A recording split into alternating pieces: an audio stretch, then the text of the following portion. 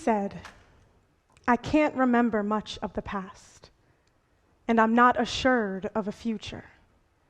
Now is where I live, and I try to make it as wonderful as possible."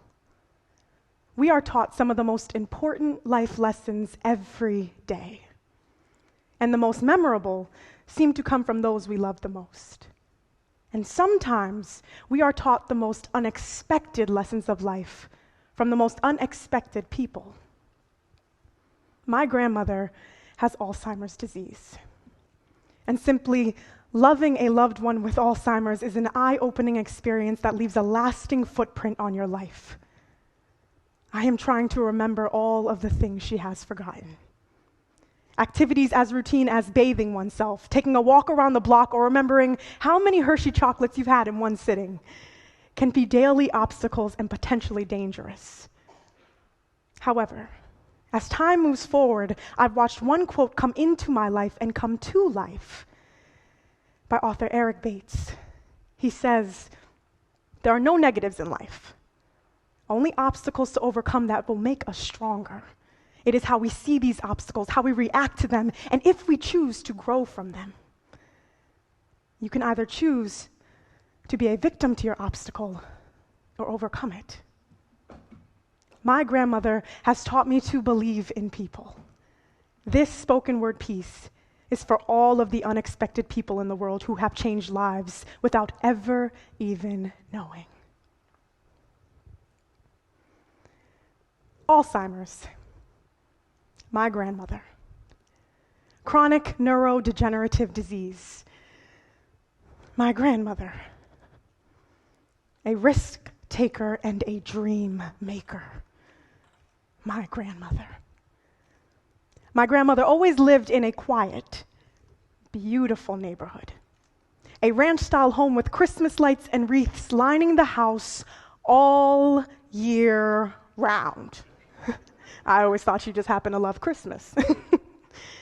The day I realized my grandmother, 89-year-old Jamaican woman, 4'9", jazz time beautiful with a gold saints necklace lying around her neck for the past 30 years, will never remember my name, was the same day I promised myself that I would treat each day as 1,000 new breaths. My grandmother never let us use the word Alzheimer's in the house. She made us wipe that word with our feet at the front door where we left those Christmas lights and wreaths. All things forgotten. She never used words that branded her human like weak and old and scared. But she understood that time had wings and it would take a few things with it. My grandmother turns to me and says, "My memory in bad shape, man. But I'm still here." I look her in the eyes and count down the 10 seconds it takes until she asks me who I am. We often pity the ones who forgot, the ones who must reintroduce themselves to their family like they are the new kid in class, the new kid who can never remember the layout of this place or remember that this place is not a maze but home, that I am home, or remember that the bathroom is not the bedroom, the closet is not the bathroom. Grandma, come on, just try to remember. You just went to the bathroom 10 minutes ago. I know you know where the bathroom is. The new kid who will never just remember Grandma. Please remember. But to her, every day is rose garden, church at the altar, and echoing shoreline, all things seashell. That when she gets on her knees and listens, she can hear the roars of the waves rolling her memories over her body. To her, every day is 1,440 minutes, each minute a second to Lego build this world new, but we so easily call this rapture, destruction, a mistake, all things worth tears, but Alzheimer's was her second chance. My grandmother may have forgotten my name, but she remembers to say, "I love you" every 10 seconds.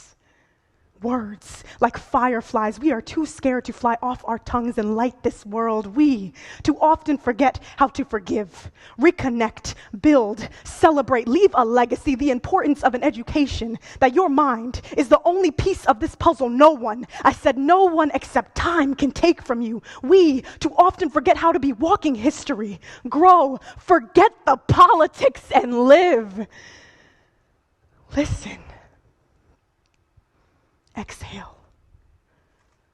Sit alone on that sunburnt park bench, laugh at our own damn jokes, smile, and then laugh again just a little bit louder. Move with the momentum of life and then laugh again just a little bit louder. Be a martyr, a warrior, a champion who shakes this world awake. We too often forget that we are all blessings blooming, that we need to believe in an idea, that we need to believe in ourselves, that we need to believe in something whole body and soul full. I too often forget that all of this is not a race, but a testimony. This is about how my grandmother has taught me that the time is now. Now is the time to start. Now there is no other time but now.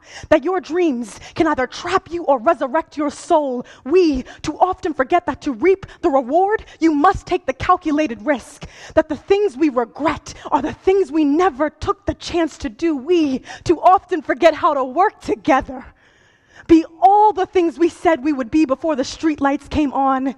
Love unconditionally, dance hard, speak not to be heard, and grab our wings from the closet. They're hung with the rest of our things. This is a rally cry.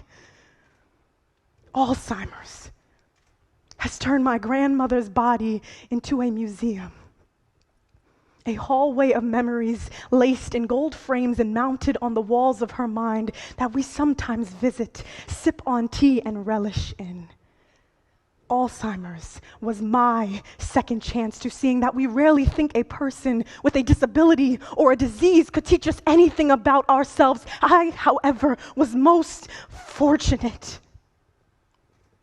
My grandmother, a tree built of stories, holds on to every leaf of memory tight and slowly before winter cuts.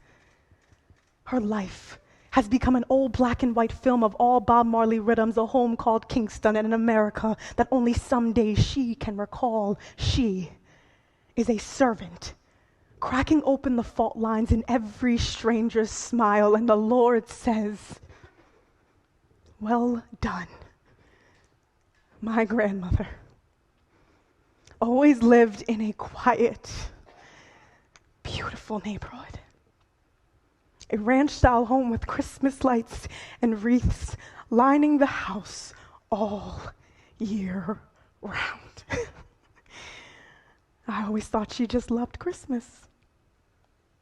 But she really did it to remember us. Thank you so much.